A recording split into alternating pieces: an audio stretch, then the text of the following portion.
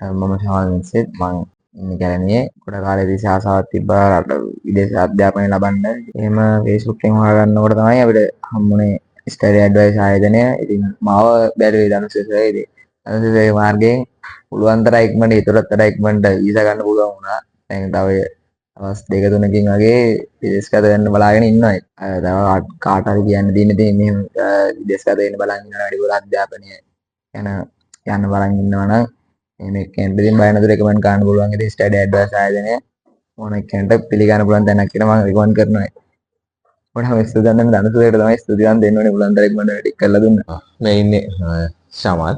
මෙයා සිංගප්පූරු යන්නේ ඉන්නේ. ඉතින් ස්ටඩි ඇඩ්වයිස් ආයතනයට ආවා ඇවිල්ලා මාව හම්බ වුණා. මාව හම්බෙලා මම මෙයාගේ ඩොකියුමන්ට් එක බාරගත්තේ මම. ඉතින් මම ඒ විදිහටම මෙයාගේ වැඩ කටයුතු ටික ඉක්මනටම කරලා දුන්නා. ඉතින් කවුරුත් බලාගෙන ඉන්නේ ඉක්මනට විදේශ අධ්‍යාපන සීනිය සැබෑ කරගන්න සහ රටකින් රටකට යන්න. එයාලගේ අභිවෘද්ධිය උදෙසා අපි නිරන්තරව කැපී සිටිනවා. ඉතින් ඔයාලටත් පුළුවන් රට ඒ කියන්නේ විදේශ අධ්‍යාපන සීනිය සැබෑ කරගන්න යන්න කවුරු හරි කැමති අය ඉන්නවා නම් එන්න ස්ටඩි ඇඩ්වයිස් ආයතනයට ඇවිල්ලා මගේ නම ධනුෂ්ක මම හම්බෙන්න. මගේ නම ශ්‍රියානි මාකාන්ති. මේ ඉන්නේ මගේ දරුවා. මගේ දරුවාට ලොකු සිහිනයක් තිබ්බා ලොකු උසස් අධ්‍යාපනයක් සඳහා විදේශගත වෙන්න.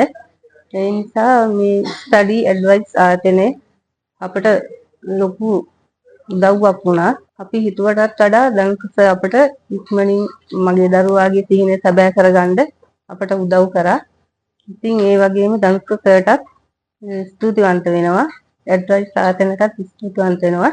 ඉතින් තවත් මේ වගේ උසස් අධ්‍යාපනය ලබා ගන්න කැමති අයට මේ ඇඩ්වයිස් ආයතනයේ